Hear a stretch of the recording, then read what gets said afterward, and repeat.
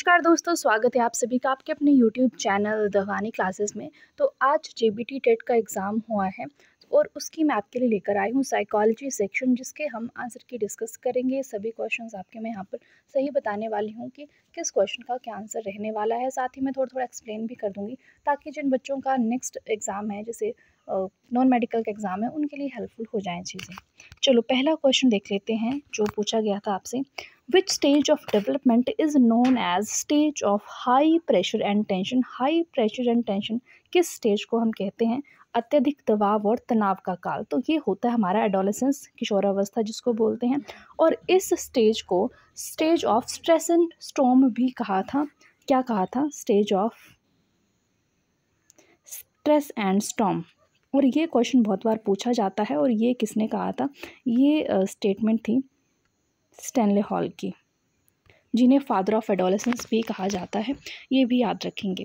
अगला क्वेश्चन है, which of the following is not a component of cognition? Cognition यानी कि जो हमारे माइंड से रिलेटेड है, जो हमारे संज्ञान से रिलेटेड है, तो कौन सा इसमें से नहीं है? फीलिंग्स हैं, थॉट्स हैं, अटेंशन है, परसेप्शन है, ये तीनों रिलेटेड हैं। जबकि फीलिंग्स जो हैं ये हमारे कग्निशन से रिलेटेड नहीं है, कग्निशन का कॉम्पोनेंट नहीं है। जो फीलिंग्स हैं ये आता है हमारे अफेक्टिव डोमेन के under. Insight theory of learning बहुत ही अच्छा क्वेश्चन है, कई बार पूछा गया है हमसे। इनसाइट थ्योरी ऑफ लर्निंग दी थी गेस्टाल्ट थ्योरिस्ट्स ने, ठीक है। तो आपको पता होने चाहिए कि गेस्टाल्ट थ्योरिस्ट्स हैं कौन कौन से, क्योंकि अगर आपको ऑप्शन में दे दिया कि ये पर्टिकुलर इंडिविजुअल है, आपको बताना है इसमें से गेस्टाल्ट कौन सा है, तो वो आपको पता होना चाहिए। मैं उनके नाम लिख देती हूँ यहाँ पर। सबसे पहले हैं हमारे पास, जिनकी आप थ्योरी पढ़ते हो,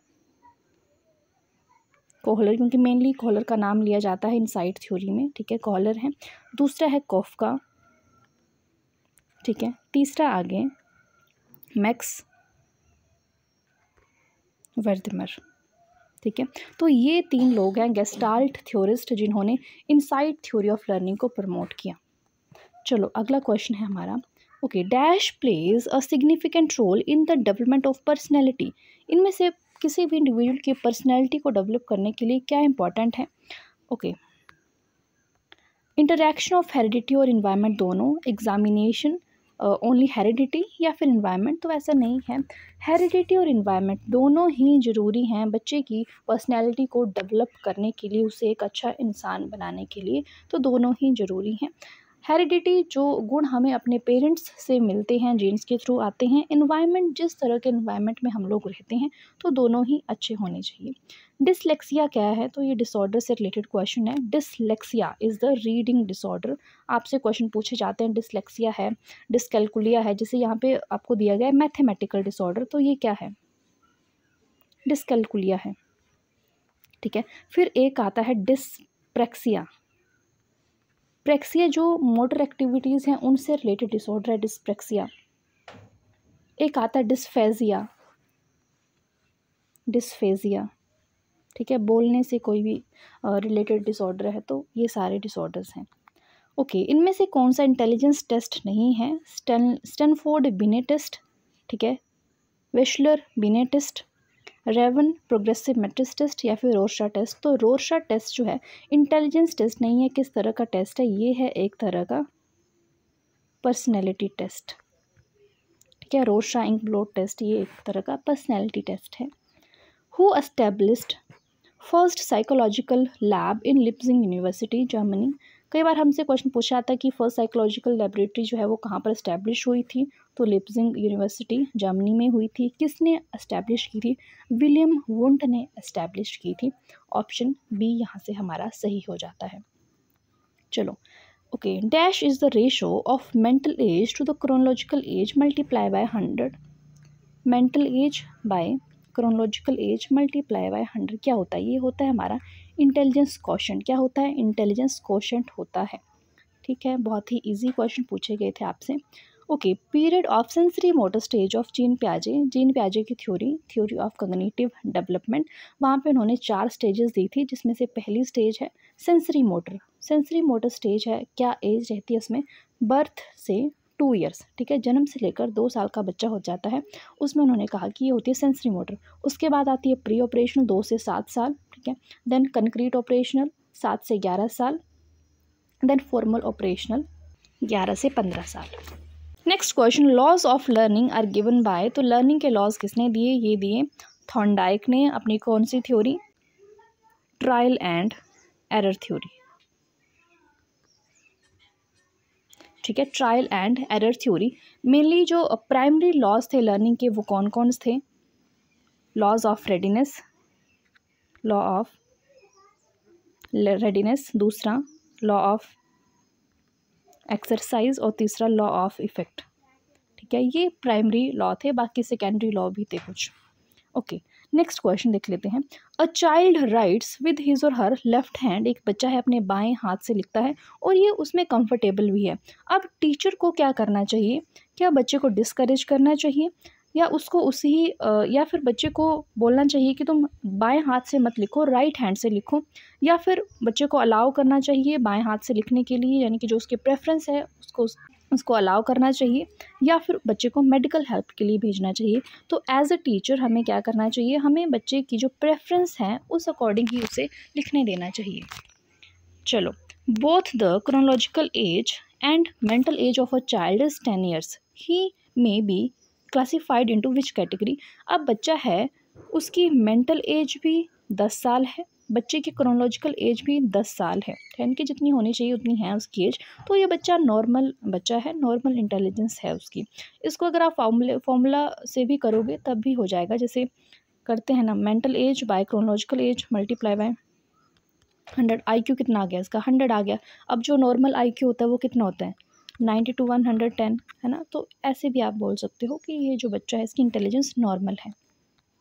psychology first lost its soul, then its mind, and then it lost its consciousness, it still has behavior of a kind, this was stated by।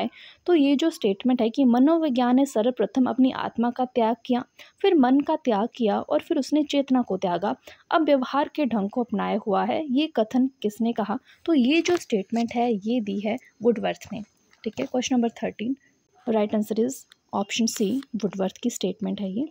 According to Vygotsky learning cannot be separated from, तो Vygotsky ने कौन सी theory दी? Social learning theory. तो उसमें उन्होंने कहा कि बच्चा जो है वो सोसाइटी के साथ में रहकर ही ज़्यादा अच्छी तरह से सीख पाएगा। जैसे बच्चे की जो लैंग्वेज डेवलपमेंट है वो सोसाइटी के साथ जैसे बच्चा इंटरेक्ट करेगा तो ज़्यादा अच्छी होगी। तो इट्स सोशल कॉन्टेक्स्ट, उससे बच्चा सेपरेट नहीं हो सकता है। Okay, fitting new information into existing schema is known as. अब स्कीमा क्या होता है? ये क्वेश्चन आपसे पूछा गया था मेडिकल के पेपर में या फिर आई थिंक आर्ट्स के पेपर में। स्कीमा होता है कि जो सेट ऑफ आइडिया है, कोई भी आइडिया है उसको हमने बोल दिया स्कीमा, है ना? अब स्कीमा है उसमें हमने कोई न्यू इन्फॉर्मेशन ऐड कर दी जिसको हमने बोल दिया एसिमिलेशन। क्या बोल दिया? जो स्कीमा है, जो एग्जिस्टिंग इन्फॉर्मेशन है उसमें हमने कोई और इन्फॉर्मेशन ऐड कर दी, उसको हमने बोल दिया एसिमिलेशन। अब ये जो इन्फॉर्मेशन है उसको हमने मॉडिफाई कर दिया। ठीक है, अब हम अगर इस इंफॉर्मेशन को मॉडिफाई करते हैं तब उसको अकोमोडेशन कहा जाता है।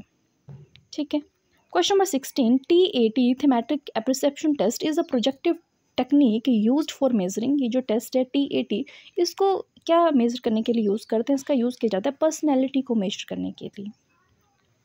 Concept learnt by a student in science class is used by her in social science class. This type of learning is known as। जैसे कोई बच्चा है उसने साइंस क्लास में कोई पर्टिकुलर टॉपिक पढ़ा है, जैसे उसने पढ़ लिया ओजोन के बारे में, और सेम वही टॉपिक बच्चा पढ़ रहा है सोशल साइंस के क्लास में ओजोन के बारे में ही, और बच्चे ने उस टॉपिक को यूज़ किया है। तो ये किस तरह का ट्रांसफ़र है? ये है पॉजिटिव ट्रांसफ़र, यानी कि बच्चे ने वो चीज़ को याद रखा है। उसने जो चीज़ साइंस क्लास में पढ़ी थी उसको बच्चे ने यूज़ किया सोशल साइंस की क्लास में, तो it is a kind of positive transfer. Individual differences are found in, तो ये रिपीटेड क्वेश्चन है, पिछले टेट के एग्जाम में पूछा गया था। इंडिविजुअल डिफरेंसेस इंटेलिजेंस में भी होते हैं, हर बच्चे का IQ अलग है, बच्चे के एटीट्यूड अलग हैं, हर बच्चे की पर्सनैलिटी अलग है, तो ऑल ऑफ द अबव सही हो जाता है यहाँ पर। Next question, when a test measures what it is suppose to measure then that quality of test is called. जब कोई परीक्षण वह मापन करता हो जिसके मापन के लिए उसे बनाया गया है, तब परीक्षण के स्कोर को क्या कहेंगे? उसको हम बोलेंगे वैलिडिटी, कि ये जो टेस्ट है ये वैलिड है क्योंकि ये वही मेजर कर रहा है जिसके लिए हमने इसको बनाया हुआ है। Okay, a teacher observed that Aarti in her class playing melodious self composed music in her keyboard. He thought that Aarti seemed to be high in which kind of intelligence. अब आपको कुछ इंटेलिजेंस दी गई है, जैसे special है, body kinaesthetic है, musical है, linguistic है. अब एक बच्ची है आरती, वो अपनी क्लासरूम में अच्छा सा म्यूज़िक प्ले कर रही है, तो ये किस तरह की इंटेलिजेंस है? स्पेशल है, बॉडी कैनेस्थेटिक है, म्यूजिकल है या लिंग्विस्टिक है? तो म्यूज़िक से रिलेटेड है, तो ये आएगी हमारी म्यूजिकल इंटेलिजेंस. और ये सारी इंटेलिजेंस है हमारी गार्डनर की थ्योरी ऑफ मल्टीपल इंटेलिजेंस है, जहाँ पर इन सब इंटेलिजेंस के बारे में बात की थी. जैसे पहली है स्पेशल. स्पेशल यानी कि कोई भी इंडिविजुअल है उसमें स्किल्स हों कि वो विजुअल इमेजेस बना सके. जैसे आर्किटेक्ट्स होते हैं, सर्जन्स होते हैं, इंटीरियर डेकोरेटर्स वगैरह होते हैं, उनमें होती है स्पेशल काइंड ऑफ इंटेलिजेंस. फिर आते हैं बॉडीली काइनेस्थेटिक, जैसे एथलीट्स हो गए, डांसर्स हो गए, एक्टर्स हैं, स्पोर्ट्स पर्सन हैं, वो सारे इसमें आ जाते हैं. देन लिंग्विस्टिक, जिनमें लैंग्वेज स्किल्स होते हैं, जैसे रीडिंग है, हियरिंग, स्पीकिंग, राइटिंग वगैरह है, ये सब लिंग्विस्टिक में आ जाते हैं. ठीक है. Next question, what is meant by nature in nature nurture controversy. Nature nurture controversy में नेचर का क्या अर्थ है? The environment around us, biological given और the heredity information, temperament of an individual, complex forces of the world. तो nature nurture में nature का मतलब है कि जो हेरिडिटी इन्फॉर्मेशन है जो हमें मिली है हमारे पेरेंट्स से, ये आएगा हमारे नेचर के अंडर. ऑप्शन बी यहाँ से हमारा सही हो जाता है. Next question, stage during which psychosexual energy is directed towards developing peer group social relation. वह अवस्था जिसमें काम ऊर्जा साथी समूह के साथ सामाजिक संबंध विकसित करने के लिए निर्देशित होती है. तो ये स्टेज आती है हमारी लास्ट वाली स्टेज, जो है जेनाइटल स्टेज. ये क्वेश्चन भी साइकोएनालिटिक थ्योरी ऑफ पर्सनैलिटी से पूछा गया है, सिगमंड फ्रॉइड ने जो दी है. According to Freud the basic human motivation is, Freud के अनुसार मूल मानव प्रेरणा क्या है? अग्रेशन, सेक्स, हंगर या फिर दोनों, ए एंड बी. तो दोनों ही बेसिक ह्यूमन मोटिवेशन है सिगमंड फ्रॉइड के अनुसार. तो ऑप्शन डी यहाँ से हमारा सही हो जाता है. Child construct their own understanding through interaction with their environment. Who stated this? ये स्टेटमेंट किसकी है? बच्चे अपने वातावरण के साथ संबंध बनाते हुए अपनी समझ का विकास करते हैं. ये किसने कहा? तो ये कहा जीन पियाजे ने. Option C. Ego is guided by id, ego, super ego, ये बात भी सिगमंड फ्रॉइड ने कही थी. So ego is guided by reality principle. ठीक है, ego is guided by reality principle. सबसे पहले आती है id. Id guided by pleasure principle. ठीक है. आइडियलिस्टिक या फिर मोरल प्रिंसिपल, ये होती है हमारी super ego. Okay. Dash is the primary identifying feature of creativity. Creativity का क्या आइडेंटिफाइंग फीचर है? कि कोई भी जो इंडिविजुअल है वो डाइवर्जेंट थिंकिंग करेगा, कन्वर्जेंट थिंकिंग नहीं होगी, उसकी थिंकिंग होगी डाइवर्जेंट, अपसारी चिंतन जिसको हम कहते हैं. Okay. Which of the following factors affect learning. कौन सा फैक्टर है जो लर्निंग को अफेक्ट करेगा? बच्चे का इंटरेस्ट, बच्चे की इमोशनल हेल्थ या फिर सोशल या कल्चर कॉन्टेक्स्ट क्या है बच्चे का. तो ये सारी चीज़ें ही बच्चे के लर्निंग को अफेक्ट करती हैं. All of these. Which among the following are higher order needs. तो इनमें से हायर ऑर्डर नीड्स कौन सी हैं? देखो क्वेश्चन कहाँ से आया है? मास्लो की theory of hierarchy of needs. यहाँ से क्वेश्चन हमें देखने को मिलता है, पिछले पेपर में भी था, इसमें भी था. अब 5 स्टेजेस दी मास्लो ने अपनी हायरार्की में. कितनी स्टेजेस दी? 5 स्टेजेस दी, जिसमें से जो बेसिक नीड है वो है फिजियोलॉजिकल नीड. ठीक है. दूसरे नंबर पर आती है सेफ्टी नीड. तीसरे नंबर पर आती है लव एंड बिलोंगिंगनेस वाली नीड. ठीक है. उसके बाद आती है सेल्फ एस्टीम नीड. और टॉप नीड जो है मास्लो की थ्योरी की वो है सेल्फ एक्चुअलाइजेशन. तो अब देखो जो टॉप नीड है यहाँ पे लिखा है हायर ऑर्डर नीड्स. क्या सेल्फ एक्चुअलाइजेशन दिया है? सेल्फ एक्चुअलाइजेशन हमें नहीं दिया है, तो हमें देखनी है उसके बाद की नीड. दूसरी है सेल्फ एस्टीम. तो आएगा हमारा सेल्फ एस्टीम नीड, इसका सही आंसर ऑप्शन बी. ठीक है. क्योंकि यहाँ पर अगर सेल्फ एक्चुअलाइजेशन दिया होता तो हम लिखते हैं उसी को हायर नीड. ठीक है. वो नहीं है तो उसके नेक्स्ट नंबर वाली यानी कि जो 4th नंबर वाली नीड वो यहाँ पे हमारी सही हो जाती है सेल्फ एस्टीम नीड. चलो ऑप्शन बी सही हो गया. Triarchic theory of intelligence. Triarchic theory of intelligence किसने दी? ट्राइआर्किक थ्योरी ऑफ इंटेलिजेंस दी किसने? स्टर्नबर्ग ने दी, विलियम स्टर्नबर्ग ने दी. last question of this video, out of the following, who said that intelligence is not a single entity, rather distinct type of intelligence exist? अब किसने कहा कि intelligence जो है वो सिर्फ एक तत्व नहीं है, बल्कि अलग अलग तरह की जो इंटेलिजेंस है, बुद्धियाँ जो हैं, उनका अस्तित्व होता है। जो थ्योरी है मल्टीपल इंटेलिजेंस, किसकी है? गार्डनर की है। उसने कितनी इंटेलिजेंस दी है? उसने दी है 8 तरह की इंटेलिजेंस। तो अकॉर्डिंग टू गार्डनर इंटेलिजेंस जो है सिंगल एंटिटी नहीं है, बल्कि अलग अलग तरह की जो बुद्धियाँ हैं उनका अस्तित्व होता है। तो सही आंसर इसका हो जाता हमारा ऑप्शन बी। ठीक है, बी में दिया गया था गार्डनर, तो ये सही हो जाता। चलो अब मुझे बता दो कि आपके 30 में से कितने मार्क्स बन रहे हैं। क्वेश्चन पेपर बहुत ही इजी था, आपका जो साइकोलॉजी सेक्शन बहुत ही अच्छी थी, और यहाँ से जो नॉन मेडिकल वाले हैं वो भी वीडियो देख सकते हैं, क्योंकि उनकी भी यहाँ से हेल्प हो जाएगी उनके आपके अपकमिंग एग्जाम के लिए। Okay, so thank you so much for watching. Video में लगी हो तो लाइक कर दो, चैनल को सब्सक्राइब नहीं किया तो do subscribe. Thank you so much for watching. Bye bye, take care.